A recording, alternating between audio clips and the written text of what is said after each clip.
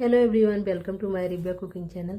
करेले की सब्ज़ी तो आप बहुत खाए होंगे, बट एक बार इस तरह से बिहारी स्टाइल करेले की सब्ज़ी बनाकर ट्राई कीजिएगा।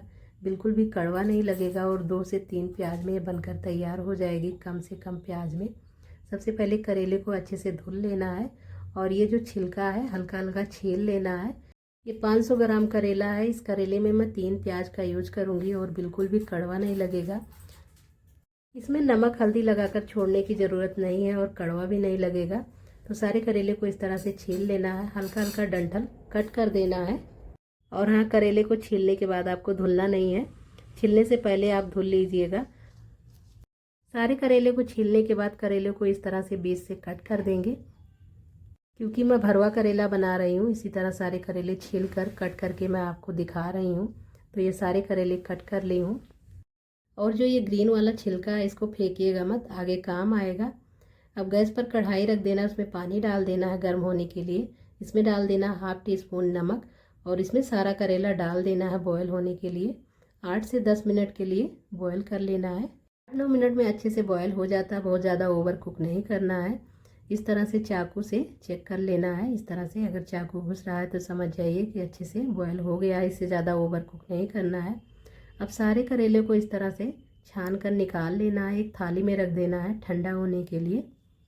और जब ठंडा हो जाए करेला तो इस तरह से स्पून के बैक साइड से सारा जो इसका पल्प है निकाल लेना, जो बीज वगैरह है सारा निकाल लेना है। वैसे इस करेले में हार्ड बीज नहीं है, क्योंकि करेला छोटा छोटा था काफ़ी। तो इस तरह से सारा पल्प निकाल लेना है। अगर हार्ड बीज हो तो आप उसे फेंक दीजिएगा। सारा बीज निकाल लेना इस तरह से। अब मैं 2 प्याज कट कर ली हूँ, एक मिक्सी जार में डाल रही हूँ। और इसी मिक्सी जार में डाल देना है करेले का बीज जो निकाल कर रखी थी, इसका पल्प सारा डाल देना है। इसमें डाल देना है कुछ लहसुन की कलियाँ, 2-3 टुकड़ा अदरक का, और ये जो ग्रीन पार्ट वाला छिलका था इसको सारा डाल देना है। और इसके बाद में इसका एक फाइन सा पेस्ट बनाकर तैयार कर लेना है। अगर आपके पास साबुत धनिया काली मिर्ची है तो आप इसमें डालकर पीस सकते हैं, या पाउडर का भी यूज़ कर सकते हैं। अब सेम कढ़ाई को गैस पर रख रही हूँ और इसमें डाल देना है 2 से 3 चम्मच के करीब तेल।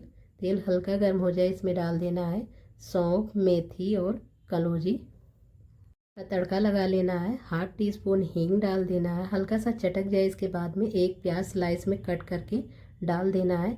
प्याज को गोल्डन ब्राउन होने तक अच्छे से भून लेना है, लगातार चलाते हुए।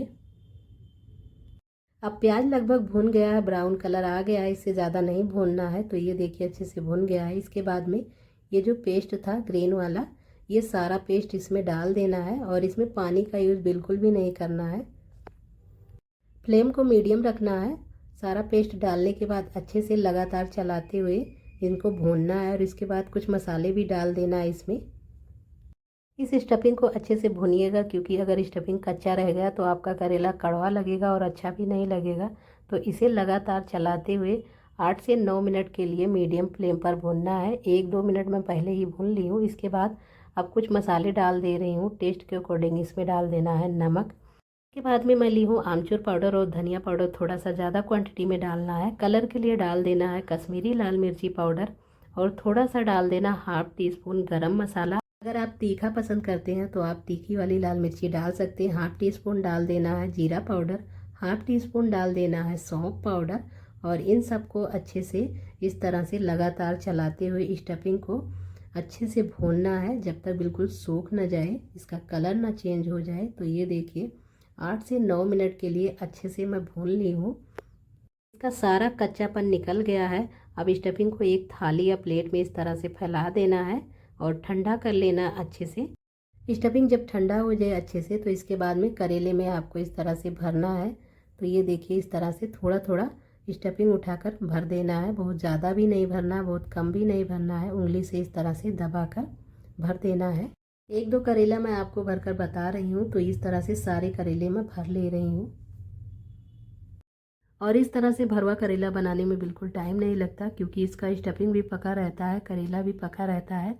तो 10 से 12 मिनट लग जाता है मीडियम फ्लेम पर इसे पकाने में। इससे ज़्यादा टाइम नहीं लगता, इससे कम ही टाइम लगता है।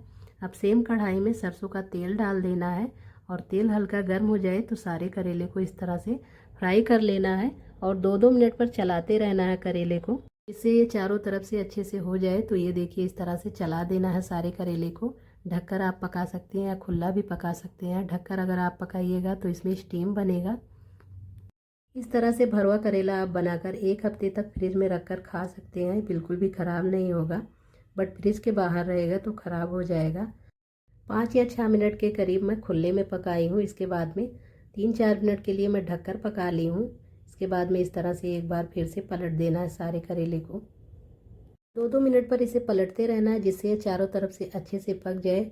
और हाँ, ये करेला बनाने के बाद कड़वा क्यों नहीं लगता, क्योंकि ये बॉयल किया रहता है तो इसलिए कड़वा नहीं लगता। नमक में ये बॉयल किया जाता है तो इसलिए कड़वा नहीं लगता, इसका कड़वापन निकल जाता है। तो ये करेला अब हो गया है, इसे एक प्लेट में निकाल ले रही हूँ।